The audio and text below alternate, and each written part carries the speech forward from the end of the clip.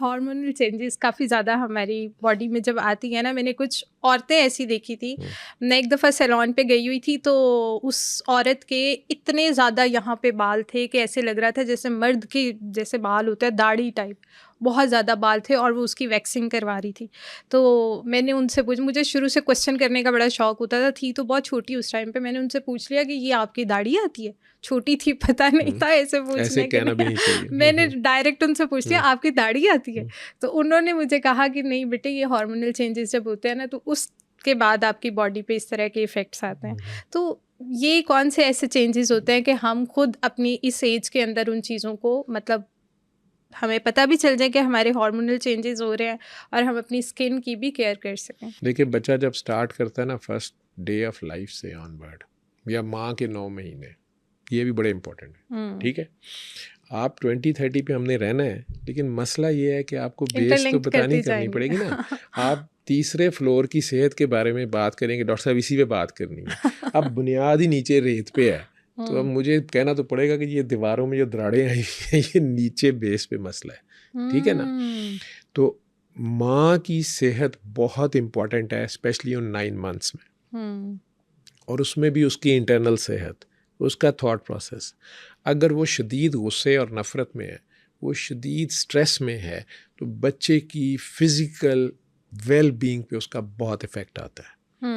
और बाप अगर हराम और हलाल की तमीज़ नहीं कर रहा और हराम कमा के ला रहा है, ठीक है, या माँ को टॉर्चर दिया हुआ है, या नेगेटिविटी जो उस घर में बहुत ज़्यादा है, या वो खातून उसके इर्द गिर्द बहुत नेगेटिविटी है जहाँ वो फाइट कर रही है, तो ये सारा इम्पैक्ट उस बेबी पे आएगा।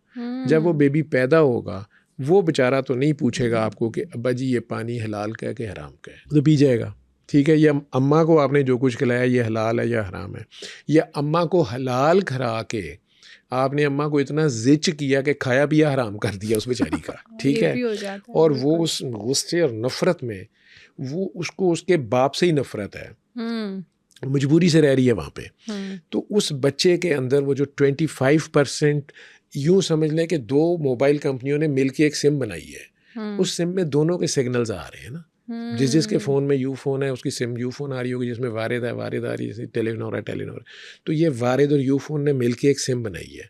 अब माँ के 75% राइट है, क्योंकि खून उसी का ये ज़्यादा यूज़ हुआ है। 9 महीने उसने अपना खून भी दिया है, उसकी बॉडी पे ही झीला है उसने, उसने नौजिया वॉमिटिंग सारा कुछ बेचारी ने बर्दाश्त किया, प्लस उसके बाद दूध भी अपनी हड्डियों से पिला रही है। 75% उसके राइट, लेकिन वो अब्बा जी ने जो दूध में दही की जाग लगाई है, वो 25% तो नहीं निकल सकता। उस 25% से अगर माँ नफ़रत कर रही है, उसको उस बच्चे के दादे से या दादी से या फुप्पी से या अब्बे से शदीद नफ़रत है, किसी बात पे गुस्सा है, या उन्होंने उसको टॉर्चर किया है या जुल्म किया है, तो वो जो नेगेटिव सिग्नल्स वहाँ जा रहे हैं थॉट के, वो यहाँ भी आ रहे हैं बच्चे पे।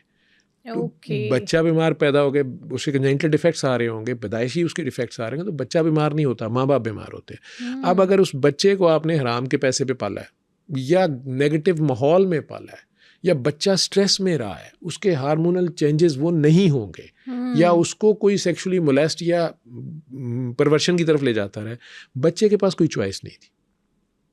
10 और 20 के दरमियान आके उसको पता चलना शुरू हुआ कि ये गलत था और ये सही था, जो उसे पता ही नहीं था। या और मेरा इफेक्ट 20 के बाद आना स्टार्ट हो गया। 20 के बाद तो अब उसने इफेक्ट तो उसके ऊपर आ रहा है। 20, 18, 20 से अब उसके पास कुछ कंट्रोल आ गया।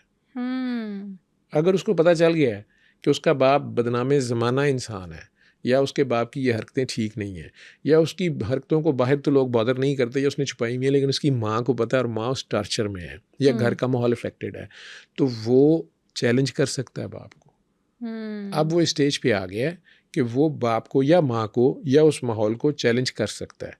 अगर वो चैलेंज नहीं कर सकता तो वो रिजेक्ट कर सकता है। वो कह सकता है कि मैंने यहाँ से कुछ नहीं लेना, मैं बाहर जा रहा हूँ। गंजापन आना स्टार्ट हो जाता है, तो ये भी इसी एज ग्रुप में होना स्टार्ट हो जाएगा। जहाँ तक तो गंजापन है या बाल ज़्यादा गिरना, ठीक है, और इसमें भी डिफरेंट फॉर्म, बालचर भी, जैसे उर्दू में आप ज़बान में कहते हैं, हम उसे एलोपेशिया मेडिसिन में भी कहते हैं, या और भी पैचेस में भी बाल उड़ जाते हैं। लेकिन जहाँ तक गंजापन है, ये देखा गया कि ये हेरिडिटरी डिजीज़ है, ये जेनेटिक्स में आ रही होती है। ठीक है, मतलब मेरे ददियाल में बिल्कुल नहीं है, लेकिन मेरे ननिहाल में है।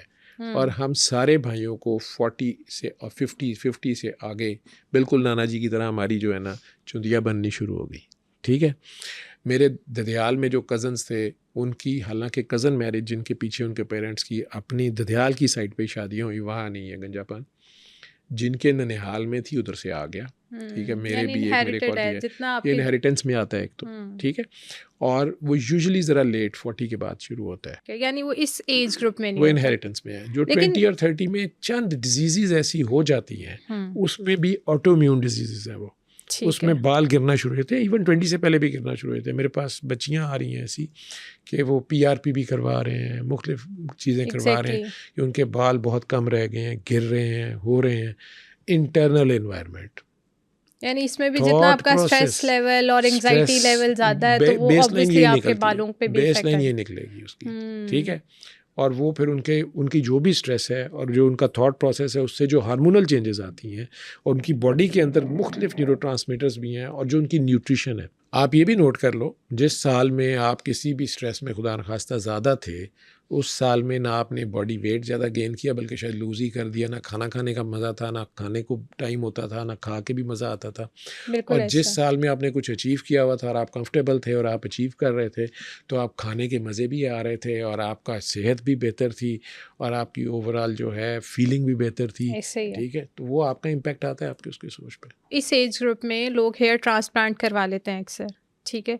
तो क्या उन्हें मतलब इसी एज में करवा लेना चाहिए? मतलब अगर एक पैच आ गया या हल्के से उन्हें फील होना स्टार्ट हो गया कि यहाँ से अब उनमें गंजापन आ रहा है, तो उन्होंने फ़ौरन से जी हेयर ट्रांसप्लांट करवा लिए, तो क्या ये इस एज के लिए ठीक है, बिल्कुल कंफर्टेबल है? ये उनको स्किन के डॉक्टर के पास पहले जाके पता करना चाहिए कि ये डिजीज़ से तो नहीं बाल उड़े और वो ये दोबारा आ तो नहीं सकते। कोई स्कैल्प की ऐसी कंडीशन है, स्किन की ऐसी कंडीशन है, तो वहाँ पे शायद दोबारा आ भी जाएँ थोड़े से इलाज के साथ या कुछ, या डॉक्टर उन्हें कह दे कि जी ये नहीं आने, या आपके यहाँ से फॉलिकल्स ही ख़त्म हो गए, ये अब आना ही नहीं है, ये परमानेंट है, ये बढ़ेगा, ये कम नहीं होगा।